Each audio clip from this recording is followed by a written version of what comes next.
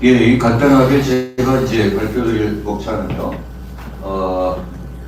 중국의 그 자본 침탈, 그런 기술 침탈이 어떤 플로우 차트를 형성하고 있는지를 서론에서 말씀을 드리고, 두 번째에서는 이제 한 세 가지 방안이 있습니다. 중국에서 우리나라로 직접 투자, 또는 M&A에서 기업을 먹어버리는 그런 식으로 이제 탈취하는 방법이 하나 있고, 두 번째는 이제 우리나라 기업이 중국에 진출을 많이 하죠. 그러니까 중국 시장이 크다 보니까.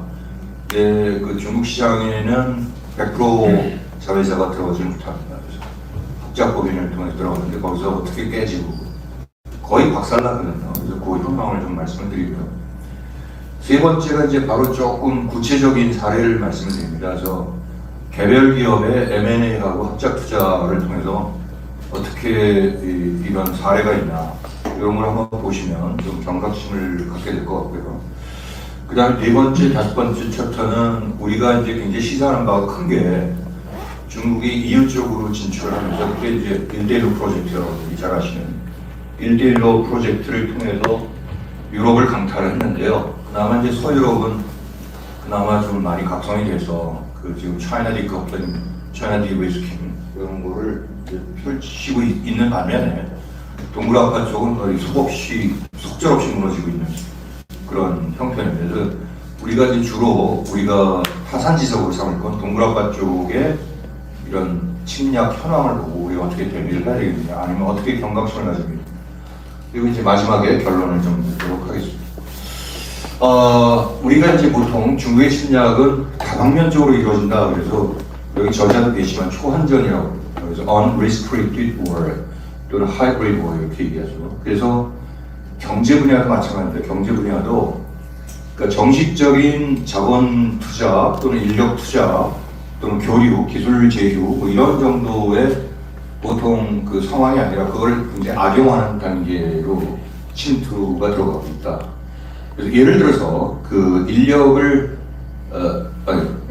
조금만 이쪽으로 가시죠. 네. 가운데 쪽으로. 예, 좋습니다. 네, 여기 이제 보시면 유망 기업의 인력을 매수하는 방법이나 그다음에 또 합작 투자를 통해서 직접적으로 우리나라 기업을 탈취하거나 또는 지분 투자를 하면서 어떻게 기술을 빼돌린다거나, 그래서 이제 결과적으로는 우리나라 기업을 탈취하니까 공급 사이드를 탈취하고요. 그다음 시장을 또 잠식해서 수요 사이드를 완전히 잠식하는 그런 기법이 이루어지고 있습니다. 또 한 가지 이제 우리나라 기업이 중국에 투자를 할 때 또 소위 기술 기술을 반드시 이전해 준다는 명문화 규정이 있습니다. 중국만 굉장히 비대칭적인 조항이죠. 그래서 EU가 그것 때문에 굉장히 반발하고 더 이상 중국 자본을 받아들이지 않고 있는데, 그래서 그 실태도 한번 보고요. 그리고 이제 우리나라는 뭐 특별하게 사실은 갖다 바치는 사람들이 너무 많아요. 그래서 정치적으로 오염이 많이 돼갖고 말하자면 여론 조작, 선거 조작을 통해서 어떤 더불어민주당이라는 그런 세력이 구축이 되고요. 그걸 통해서 정치적으로 모든 제도를 아예 그냥 손발을 묶어둘 정도로 이렇게 침략을 하고 있습니다. 이게 이제 사법계까지 오염이 돼서 그런 사태가 나죠. 그래서 이제 그 전반적인 게 산업 스파이 하면 외국에서는 거의 평생 감옥을 살아야 되고요. 뭐 우리나라 돈으로 하면 뭐 한 1조 원에 가까운 몇천억의 벌금을 뜯도록 봤는데, 우리나라는 그나마 지금 조정한 게 65억 정도거든요. 그래서 얼마나 좀 참담한 건지 그거를 좀 보고요. 그 다음에 이제 우리가 아까 말씀드렸지만 그 EU 쪽에 1대1로 프로젝트가 어떻게 악용되고 있는지 그거를 이제 이렇게 설명을 드리도록 하겠습니다. 우선 이제 우리나라 쪽에서는 핵심 기술이라고 한다면 이제 우리나라 정부에서 법안으로 만들었어요. 그래서 그 핵심 기술에 속하는 거는 해외로부터의 자본 투자를 못하게 하고, 그 다음에 기술 예를 들어 협정을 못하게 합니다. 그리고 함부로 그거를 핵심 기술을 갖고 있는 기업을 또 해외로 팔 수 없게 하는 그런 조항이 있거든요. 근데 그걸 다 무시를 하고 말하자면 핵심 기술도 중국으로 많이 탈취된 그런 사례가 있습니다. 그래서 예를 들어서 잘 아시다시피 반도체나 디스플레이 이거를 필두로 이제 2차 전지, 정보통신, 또 조선, 기계, 우리나라 이제 굉장히 강력한 경쟁력을 갖고 있는 분야로 다 침투를 하고 있다. 이렇게 보시면 되고요. 여기는 이제 중국의 관리가 직접 아예 총책을 맡고 있습니다. 여기 보면 국가안전부 또는 중국 국가산업정보공학 심바라고 하죠. 이런 데를 통해서 하고요. 네, 아까 말씀드렸던 중국의 소위 그 대단히 수요를 겨냥해서 EU가 먼저 당했지만 우리나라 기업도 뭐 5대 그룹이 다 더 말할 나위 없이 경쟁적으로 중국에 다 들어왔죠. 그래서 법인을 많이 세우고 했는데 거기서 참여를 했습니다. 그런 거를 좀 보고요. 그래서 그 결과적으로는 기술 탈취를 통해서 자기네 기업을 육성합니다. 그래서 예를 들어서 아까 비유를 드리자면 독일의 벤츠가 뭐 150년 이상 된 우수한 자동차 메이커인데 벤츠가 그 중국 시장에 들어가서 거의 기술을 거의 다 벤츠뿐만 아니라 BMW나 폭스바겐 다 마찬가지고요. 처음에 장사가 잘 돼서 녹아났죠. 그래서 거의 자기네 나라 전체 매출의 한 5배, 6배 정도 중국도 수출도 잘 됐습니다. 그래서 그게 죄악이죠. 그래서 처음에 굉장히 많은 돈을 벌다가 완전히 기술이 다 이전된 상태는 뭐 비아드라든지 이런 요즘 뭐 그 다른 자동차 회사 중국 내 샹하이 자동차라든지 이런 애들이 잠수해갖고 중국 시장은 물론 해외까지 예를 들어서 겁탈을 당하고 있는 실정이라서 거의 지금 망가가 됐어요. 독일은 그런 상황. 그다음에 인력 유출은 뭐 잘 신문에도 났지만요.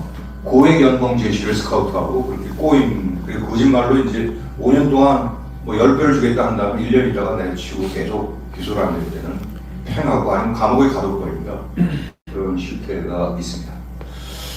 그래서 이제 이거 표로 지금 말씀드린 거 표로 보시면 이렇게 최근 5년간만 그래도 이렇게 엄청난 기술 유출이 있었다. 이 거의 대부분 70%가 중국이거든요. 근데 여기 보면 빨간 걸로 국가 핵심 기술 유출은 원래 법적으로 금지되어 있는 겁니다.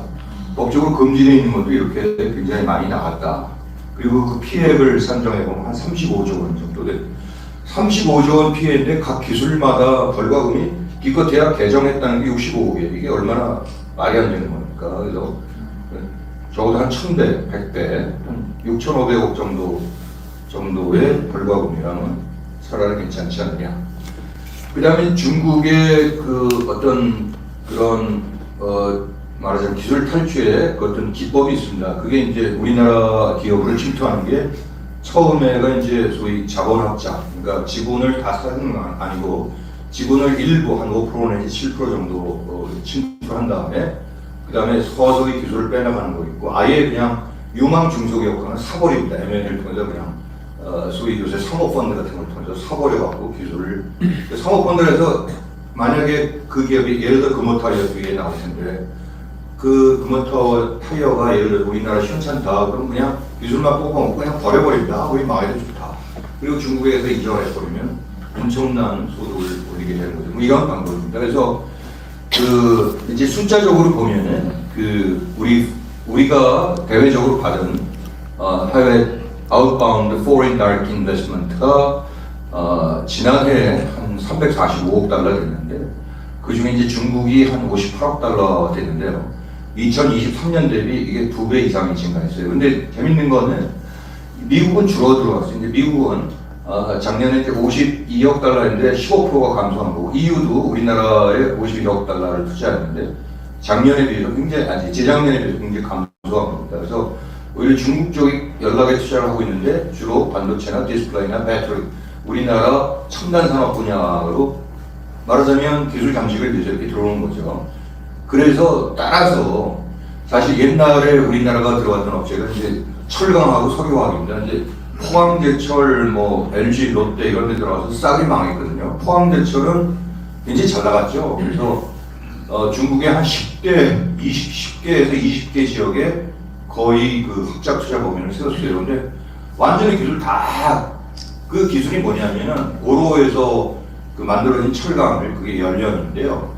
그래서 자동차용 냉면 강판 이거 고도의 기술력이 있어야거든요. 그 냉면 강판 다 해갖고 중국 애들한테 다 뺏겼어요. 그래서 결국은 경쟁사 애들이 가져가니까 포항제철이 싸그러들었습니다. 그럼 이제 내국 국내 시장에서도 문제가 돼요. 국내 시장에서 이놈들이 값싼 중국 제품이 들어오니까 예를 들어서 받아 쓰게 되지 않습니까? 뭐 쌍용차, 현대나 뭐 기아나 같은 데는 안 쓴다 그래도 쌍용차 이런 데가 쓰지 않습니까? 상하이 대학교. 그러면 거기에 대해서 엄청나게 덤핑을 해야 되니까 드디어 우리나라 시장에서도 반덤핑 제소를 엄청나게 심각한 상태죠. 그 다음에 이제 뭐 지금의 그 배터리나 바이오나 신소재는 이제 지식재산권 침해 소송이 일어나고 있습니다. 이건 아까 국가 기반 기술은 불법이고요. 그 다음에 일반 기술도 굉장히 중요한 거죠. 그래서 이게 사실 이게 침해 제소가 일어나는 건수를 보면 그만큼 심각하다 이렇게 보시면 됩니다. 그리고 또 수입 쪽에는 어떻게 되냐? 여러분들 잘 아시다시피 중국의 비아드 이거 걔네들은 웃겨요. 지금 그 독일 애들이 보면은요 땅을 치고 있는데 지금 기술 그 예를 들어서 기술 제휴나 기술 이전을 아예 명문화 시켜갖고 독일 애들이 그 유명한 그당 내연기관 이런 걸 다 이전을 시켜갖고 수입해 왔는데 독일 사람들이 중국 걸 보고 우리나라 자동차랑 다름없다. 값은 훨씬 싼데 그래서 혀를 내는 됩니다. 그러니까 그게 뭐냐면 자기 기술 다 내버려 주고 수입하는 거니까 그러니까 흠잡을 데가 없대요. 그 중에 대표적인 비아드인데 비아드는 아시다시피 전기차 그러니까 얘네들은 통신이나 이런 거 합해갖고 그 전기차로 그냥 제조를 했는데 전기차 세계 점유율이 또 굉장합니다. 그러니까 테슬라를 지금 앞지를 넣으려고 합니다. 테슬라가 전체 전기차 시장은 60% 됐는데 지금은 거의 한 50대 50 이런 식으로 값이 싸니까 우리나라에도 들어왔어요. 그래서 비아드 코리아 됐는데 우리나라의 전기차 시장의 비아드 점유율이 놀랄 노릇합니다. 60%입니다. 벌써. 우리나라 사람도 싸니까 사는 거예요. 중국자 공차인지 알고요. 그 다음에 당연한 얘기지만 중국 애들이 지금 미중 갈등해갖고 엄청나게 뭐라자면 압박을 받으면 전부 싸구려 떨치기를 어디로 한다? 우리나라로 합니다. 어디를 통해서 알리텐을 쉬인 틱톡샵 이런 데로. 이거 솔직히 저 이렇게 써본 적은 없지만 제 주변에서 10분의 1 가격이에요. 10분의 1 가격에 솔직히 품질이 좋으면 소비자로서는 안 땡길 수가 없지 않습니까? 이게 이제 잠식하는 방법이다 이렇게 보시면 되고요. 그 다음에 이제 산업 스파이는 아주 상식인 거죠. 그래서 이건 뭐 김상준 박사가 정리한 걸 제가 가져왔습니다. 그래서 이거는 뭐 아주 다방면으로 침투합니다. 심지어는 중국 진출 외교관은 뭐 당연한 거고요. 유학생, 교수까지. 그 다음에 그 해외 주재 상사원, 연구원, 또 기업가, 특히 이제 중소기업. 대기업은 아무래도 말하자면 그 보안 이런 것이 이제 비교적 철저하게 교육이 되는데 중소기업은 굉장히 말하자면 유출이 많이 될 수가 있습니다. 반도체도 반도체 제조 장비, 삼성전자가 일일이 다 물론 다 이렇게 지시를 내리고 있지만 다 감독할 수가 없죠. 그래서 이제 주로 장비 부문에서 굉장히 많은 기술 유출이 이루어지고 있다. 그래서 과거에는 기술 격차가 한 5년에서 3년 됩니다. 이게 제가 볼 때는 뭐 한 1년 정도로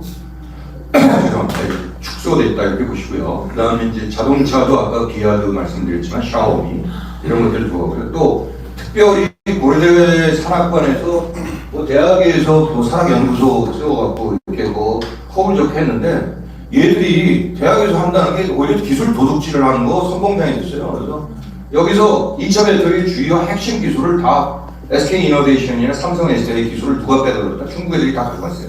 그것도 대학의 산학 연구팀을 거긴 또 뭐 보안이 그렇게 철저하지 않잖아요. 뭐겠어 이렇게 하고 이게 악용되는 사람은 뭐 마치 이제 꼭 굳이 공자원을 통해서 교육적으로 접근하는 것 말고라도 그런 기술이 다방면으로 도륙당하고 있다 이렇게 보시면 되고요.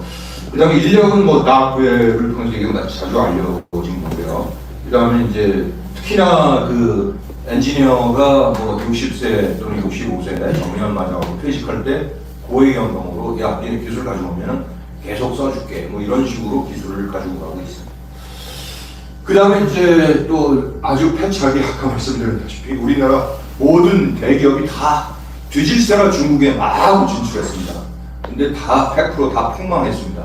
현대차가 그래요. 현대차는 웃기는 게 이제 사례를 제가 이제 자동차를 얘네 과거 증권회사 애널리스트도 했으니까 현대차가 중국에서 성공할 수 있었던 건 처음에 폭스바겐이 중국 애들 그 국민차지 않습니까? 그래서 폭스바겐을 가장 많이 썼는데 그 다음에 현대차가 확 떴어요. 중국에서. 왜 떴냐? 중국 애들 인건비 확 올라가니까 폭스바겐은 감당이 안 되고 그러니까 인건비는 걔네들로서는 무조건 쓰게 돼 있거든요. 근데 현대차는 처음부터 완전히 풀 오토메이션 시스템으로 그냥 자동으로 다 깔았어요. 그게 언제요? 1998년도에. 그러니까 인건비하고 별로 상관없이 이제 인력을 좀 덜 쓰니까 엄청나게 좋아졌는데 뭐 지금도 지금은 완전히 망했어요. 그런 식으로. 그래서 현대차가 그 지금 진출한 중국의 5대 메이커가 싸그리 망했고 지금 헐값어요. 예를 들어서 뭐 5천억 투자했던 500억도 건지지 못하는 그런 상황이 있습니다. 근데도 정신 못 차려 현대차는 뭐 전기차 공장 같이 짓는다는데 그게 하나의 그 뭐 립서비스인지 모르겠어요. 물론 미국에는 현대차가 진짜 투자를 할 텐데 중국 애들 달려지기 위해서 말하자면 엑시트 그 탈출의 하나의 일환으로 그런 립서비스를 하는 건지는 모르겠는데 아직도 중국에 자본 투자를 하겠다라는 계획을 발표하고 있습니다. 파스코 아까 말씀드렸듯이 폭망했습니다.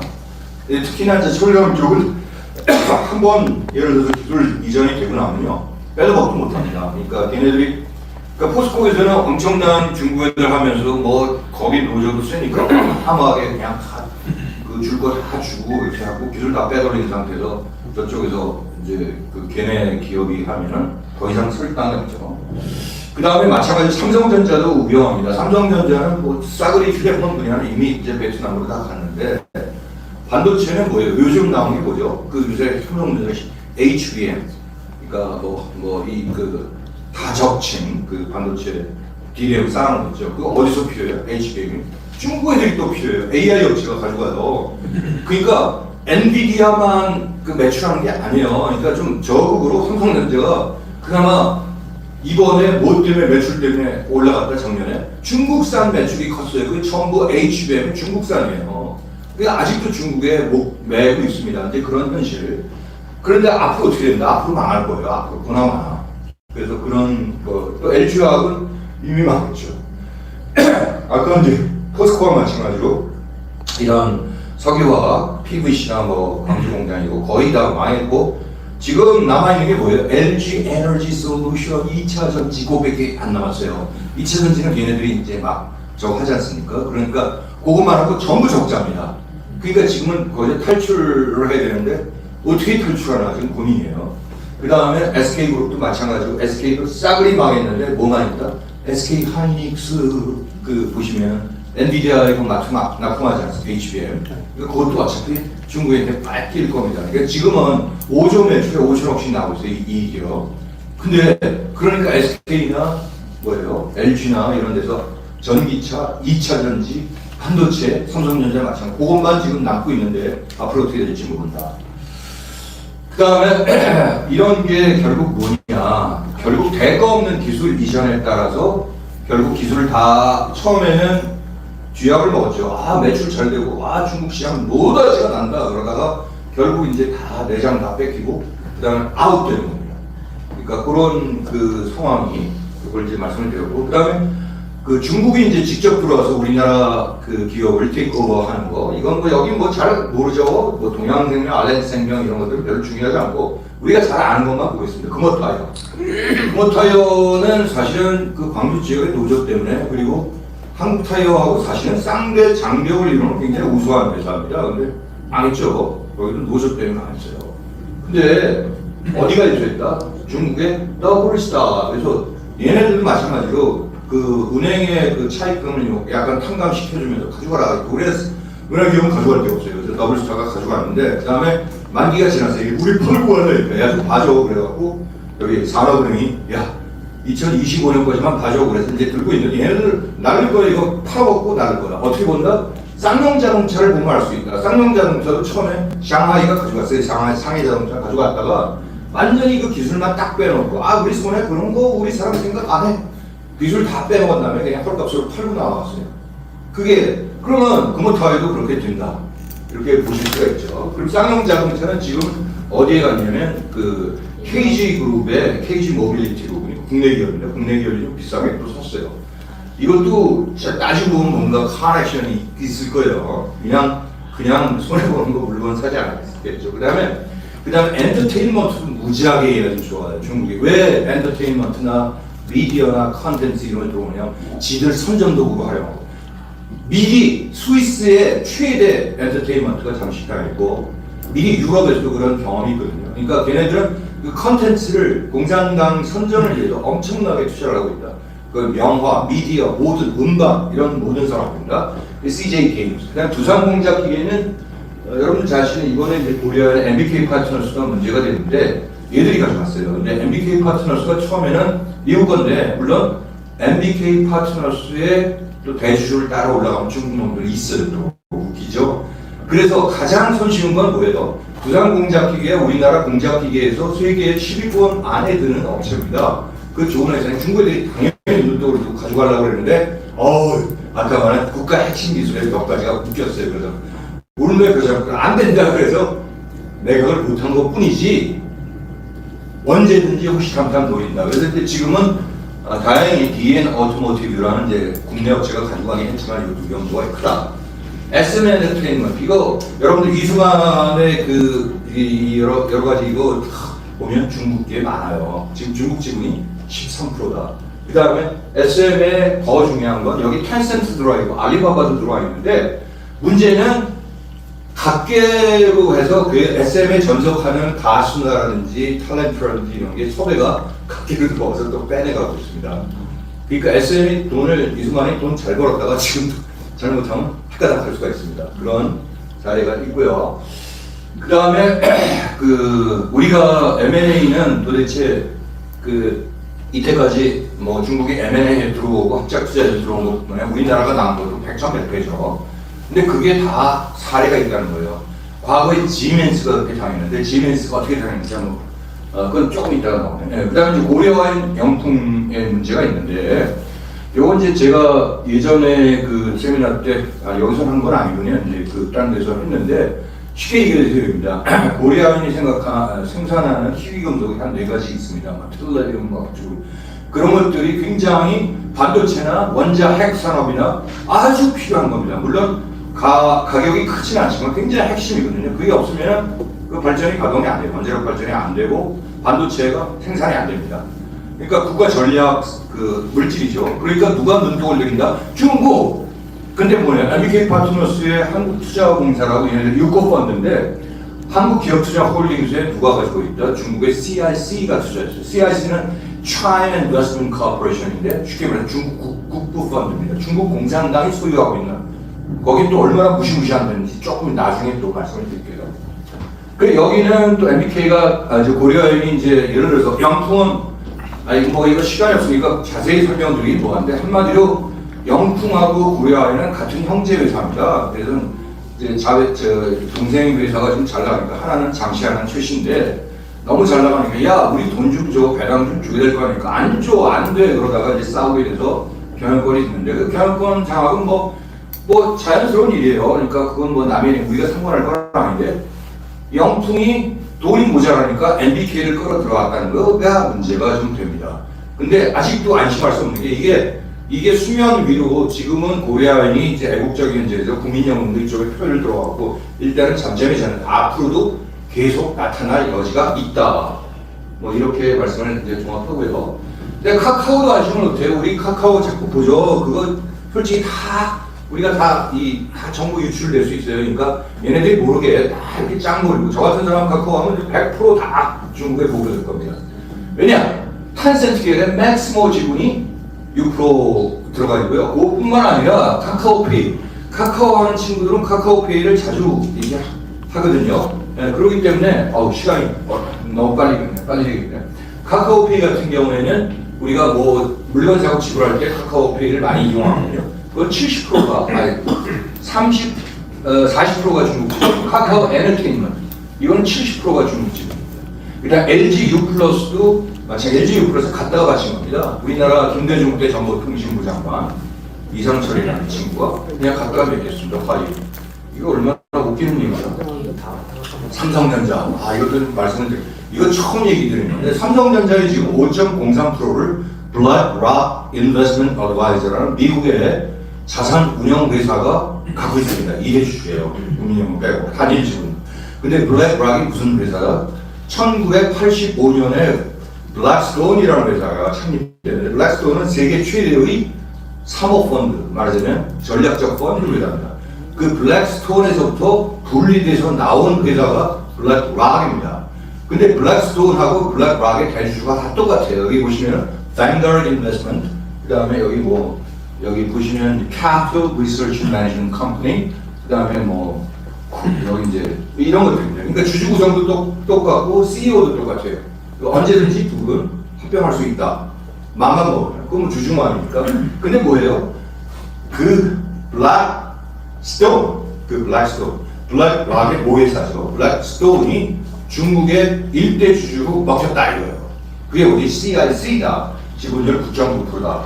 그러고 보면 야 이거 삼성전자 잘못하면 중국에 나올 수 있겠는데 라는 가능성이 있습니다. 왜냐하면 삼성생명법을 제정한 삼성생명이 어떻게 돼요? 과거에는 취득원가로 자기 자산 총액의 3%까지는 지배권을 확정할 수 있는데 그게 뭐예요? 옛날에 취득원가는 그냥 취득원가니까 액면가죠 거의. 근데 지금 시가니까 액면가의 수십 배 되는 삼성전자 같은 경우는 거의 의결권 행사를 못해요. 그렇게 되면 삼성전자의 지금 말하자면 지배주주가 20%를 갖고 있는데 거의 12%로 뚝 떨어지고 이게 블랙락하고 이제 뭐 다른 펀드하고 하면 10% 넘어갈 거 아니에요. 중국에 될 수도 있다. 그러니까 이재용이가 눈치 보는 건 당연하죠. 그래 이번에 중국 갔죠. 중국 가 어떻게 해요? 샤오미하고 뭐 한다고 그랬죠. 거기다가 한 부회장인가 그 친구 갑자기 죽었죠.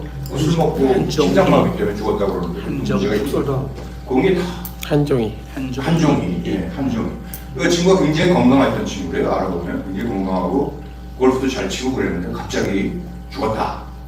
하여튼 그다음 이제 KT나 중앙일보 뭐 여기 탄센트 JTBC가 넘어갔고 KT는 뭐 말할 나위 없어요. 여러 가지 중국에 많이 종속이 돼 있다. 그래서 우리나라 통신에서 하나도 믿을 게 없어요. LG 플러스는 못 믿고 KT는 못 믿고 그나마 SK텔레콤은 아까 중국에 다 부분 다 장식돼 있고 안전한 데가 하나도 없다 이겁니다. 지멘스 말씀드릴게요. 지멘스는 세계에서 가장 우수한 기업 중에 하나입니다. 그래서 원자로, 철강성 설비, 공장 자동화 설비, 통신사업, 전자산업 이런 거 안 하는 게 없어요. 굉장히 다국적 기업인데 그게 얘네들이 옛날부터 설립 연도가 한 170년 전이거든요. 그러니까 1985년부터 중국에 엄청나게 자본 투자를 했으니까 먹으려고. 야 중국 시장 우리가 먹으면 크죠. 그러니까 처음에는 그럴듯했어요. 지멘스는 어마어마하게 중국에서 성장을 했습니다. 그래서 중국에서 돈벌이가 거의 지멘스 전체 매출의 중국 돈벌이가 80%를 차지하고 있었습니다. 근데 어떻게 됐냐? 거기 통신 사업을 하다가 지멘스가 3G 쪽에 가장 표준화를 갖고 있는 세계 최초의 회사거든요. 기술력으로. 그 3G를 화웨이한테 잠식당하고 나중에 에릭슨 이쪽에 이제 얘네들이 5G를 갖고 오면서 잠식당하고 그렇게 갖고 완벽하게 무너지고 거의 망하게 일보 직전입니다. 이제 그거는 이제 제가 설명을 뭐 시간이 없으니까 그냥 하고 그냥 여기 보시면 선기술 이전 후 시장 잠식 요 한마디만 통하면 다 될 겁니다. 그래서 지멘스 같은 경우는 뭐 기타 우리나라 부정선거에도 많이 관련이 됐고요. 굉장히 복잡한 회사입니다. 그래서 중국에 한번 당했다. 이건 나중에 한번 읽어보시면 되고요. 아까 말씀드린 그 독일의 자동차 회사 다임러 크라이슬러 이제 크라이슬러 빼고 나중에 다임러하고 이제 저쪽에 중국의 진리 자동차 젠지양 진리가 먹었어요. 또 10%를 먹었어요. 그 다음에 다임러는 직접 투자를 했는데 BMW나 폭스바겐은 아예 니네들은 자본 투자할 필요 없어. 미리 망가졌으니까 지금 독일 자동차 산업이 굉장히 망가졌다 이렇게 볼 수 있고요. 영국은 세계 최대 물류 회사 로지코가 넘어갔습니다. 중국에. 그 다음에 템즈워터, 우리 템즈강의 그 수도 회사거든요. 얼마나 굉장히 중요해요. 우리나라 얘네들은 이제 수도 회사가 민영화되어 있는데 이게 거의 그 자본 잠식 상태에서 중국이 또 넘어갔고요. 프랑스에는 GDF 스웨즈라고 에너지 가스 이런 연구 개발 업체입니다. EMP 프로덕션이 넘어갑니다. B&B라고 아까 제가 말씀드렸다. 컨텐츠, 미디어 컨텐츠. 엔터테인먼트 업체 이거 가져갔어요.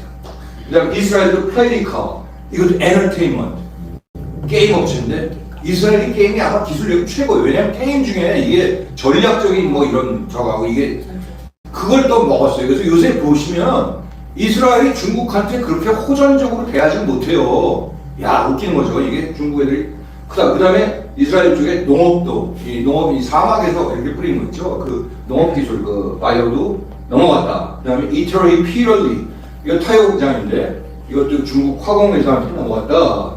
네덜란드 NXP센 이거는 반도체 제조 설비 디자인 회사입니다. 굉장히 반도체를 최신형으로 만들 때 가장 설계 도면을 제공하는 회사가 네덜란드 NXSM인데 이것도 넘어갔다. 스웨덴 볼보 넘어갔다. 스포티파이 이것도 엔터테인먼트에서 넘어갔다. 그 다음에 스위스는요 제약하고 소프트웨어 쪽이 굉장히 강하죠. 걔네들 땅덩이 좋은데 세계 굉장히 국민소득으로 1위 정도 다르지 않습니까? 근데 농약회사 농작물 회사는 세계 최대의 시즌 우리나라 돈으로 52조 원에 중국에 팔렸다 이렇게 됐습니다. 그다음에 이제 그런 식으로 유럽을 폭삭하니까 유럽이 어떻게 됐냐 전략을 강화했죠. 그래서 야 이거 말이지 안 되겠다. 그래서 우리는 니네 자본 이제 왜 자본을 얘네들이 비대칭 쪽으로 하니까 우리나라 기술 유출되는데 니네는 기술 맞고 노동력은 니네들이 싼 값으로 하게 되는데 우리가 니네들 할 때는 제가 봐줘야 되고 그 다음에 여러 가지 이전 조항이 그래서 아예 차이나 디커플링을 실시하고 그 다음에 아예 관세 장벽도 54%까지 걸었어요. 근데 거기서 반대하는 나라가 누구다? 독일이에요. 독일이 제일 먹혔으니까 독일이 반대하는 거죠. 메르켈 때 많이 먹혔어요. 이 동유럽인데요. 동유럽은 우리가 1대1로를 Belt and Road Initiative 이렇게 얘기합니다. 그래서 1대1로라고 얘기하는데 이게 얘네들은 동유럽파는 뭐예요? 서구라파에 비해서 자본력이 없죠. 신용도가 국가 신용도가 낮으니까 아무도 투자를 제때 싼 자본이 안 들어와요. 그러니까 중국이 꼬셨죠. 그래서 야 우리가 돈 대줄게 니네 기간 산업 해야 될 거 아니야. 그러니까 웬 떡이냐. 그래서 얘네들은 예를 들어서 뭐예요? 세제 혜택을 주고 토지 우선 사용 허가를 주고 인허가 간소화를 돼서 중국 자본은 웰컴해 그랬어요. 그 다음에 확 잡혀들었죠. 어떻게 잡혀들어왔어? 어떻게 보여요? 이제 여기 보세요. 서유럽의 정을 볼게요. 주로 독점력 있는 사업에 서유럽은 먹었었어요. 중국 애들이. 그 다음에 아까 말씀드린 규제 비대칭성, 무역 분쟁이나 기술 이전 때 자기네 나라랑 차별화시키고 그 다음에 노동시장이 본토, 그러니까 싸게 하니까 본토에 예를 들어서 상해나 천진이 있는 본토 걔네들 인건비 비싸 걔네들이 알아요. 농민공 서부 쪽에서 와갖고 그냥 그러니까 이태리에서 싼 구두가 많이 생산되었던 겁니다. 그러니까 그 반대를 했는데 이런 것들을 통해서 동구라파는 그렇게 할 처지가 없습니다. 동구라파에서도 폴란드나 체코 같은 데서는 어떤 레이버 엑셀런스가 발생했습니다. 뭐냐면 자기네들 싼 값에 우리나라 돈 한 150만 원 정도 월급에 못 살겠다 그러니까 어디로 가? 독일, 그 다음에 네덜란드, 그 다음에 벨기에 이런 데로 시장을 찾아, 잡 시장을 찾아서 갔습니다. 근데 결과적으로 뭐냐? 노동력 유출됐죠. 그래서 자기네 폴란드 같은 한 100만 명 유출됐어요. 이거 누구로 채웠어? 중국 애들이 다시 본토에서 채웠어요. 그런 웃지 못할 현실이고요. 그리고 요거를 보시면요. 요 그래프가 여기 뭐냐면 이건 뭐 아주 상식적인 건데 예를 들어서 투자 등급, 이거는 투자 등급, 위에는 투자 등급이 아래는 투기 등급. 위에는 쉽게 말해서 신용도가 좋은 거, 아래는 신용도가 열악한 거. 투기 등급에 있을수록 중국 자본이 엄청나게 많이 들어왔다. 그러면 무슨 목적이냐? 그 국가의 예속 목적이다. 이런 얘기죠. 그러니까 결국은 부작용이 뭐냐? 우선 대중국 무역 역조가 계속 시간이 갈수록 오히려 확대된다. 그 이유는 뭐 당연히 건설업이나 예를 들어서 기관사업 이런 쪽이니까 별 수출할 게 없어요. 얘네들은 부품 전부 중국에 수출을 해요. 그 다음에 아까 노동력 엑셀런스가 일어났다. 그러니까 노동력이 공황 상태고 중국 애들이 들어왔다. 사회 문제가 된다. 이런 상태고요. 그리고 이런 서유럽에서는 이런 것 때문에 아까 차이나 데이리스크나 차이나 디커플링으로 각성하게 되는데 동북아는 각성할 틈도 없어요. 이제 코가 꽉 끼어갖고 어떻게 할 줄은 몰라요. 우리나라가 그렇게 되지 않을까. 그러지 않아서 어떻게 된다?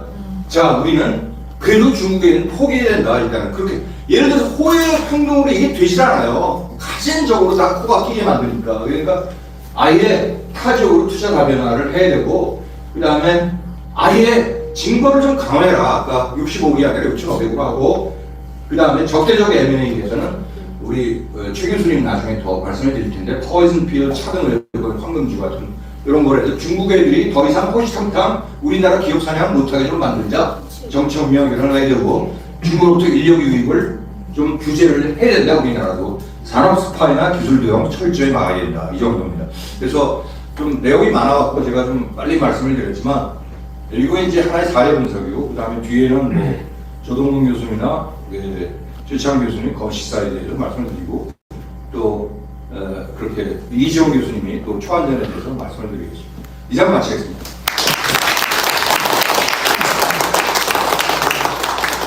네.